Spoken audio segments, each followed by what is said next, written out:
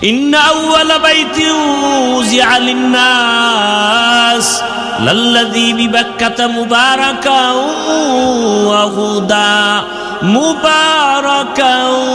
وهدى للعالمين.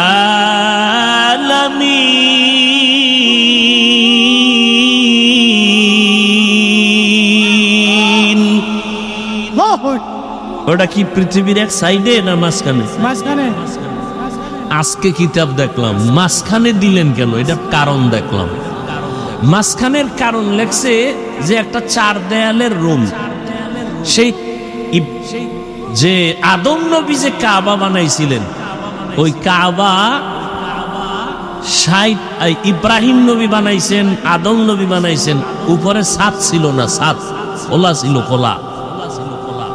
বুঝেন না কথা? এরপরে বাইতুল্লাহর দরজা কয়টা দেখছেন আপনারা এখন? কথা বলেন। একটা, ঠিক ওই বরাবর ওই পাশে আরেকটা দরজা, দুই দরজা ছিল বাইতুল্লাহ। এবং ওই যে সাইডে যে হাতিমে কাবা, এটা আসলে পুরাটাই কাবা ছিল। এটা অর্ধেক বাদ পড়লো কেন? অর্ধেক না, কিছু অংশ বাদ পড়লো কেন?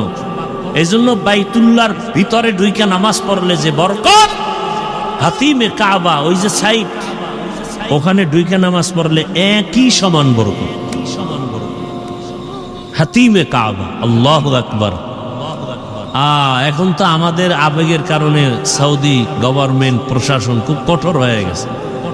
যাইয়া সুমা টুমা দিয়া, সুমা দিবে হজরে আসরে, দেয় মানুষের বাজারু, সুমা দিবে হজরে আসরে দিয়া ওই দেওয়াল সুমায় দেওয়াল, যা পায় তাই। এই আবেগ দেখা সৌদি গভর্নমেন্ট প্রশাসন দিয়ে আরো কঠোর করে বলাইছে।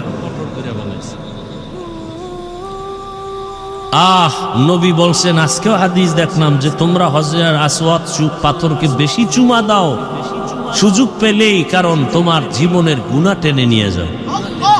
জান্নাতের ডাইরেক্ট পাথর, এই পাথর চুরি হয়ে গেছিল, এই খবর তো নাই। 22 বছর বাইতুল্লাহ পাথর ছিল না, মানে হজরে আসওয়াদ ছিল না। ইয়ামানের বাদশা চুরি করে নিয়ে গেছিল। সারা দুনিয়ার মুসলমান আন্দোলন করার পরে এই পাথর চলে আসছে। আচ্ছা, আপনারা দেখছেননি হজরে আসওয়াদের গোড়ায় পুলিশ দাঁড়ানো? দেখছি। পাড়া খায় মানুষে, মইরা যায়, মহিলারা চিল্লায়, পুলিশ ও উপরে চাই রয়েছে, ওখানে দেখেও না, মইরা ভুষ হয়ে যায়। তাহলে পুলিশের কাম কি? পুলিশের কাজ হলো পাথর পাহারা দেওয়া। সুবহান। ওখানে পুলিশ রাখছে ডিউটি, পাল্টায় পাল্টায় একজন পর একজন থাকবেই অল টাইম। কি মানুষ পাহারা দেওয়ার না পাথর?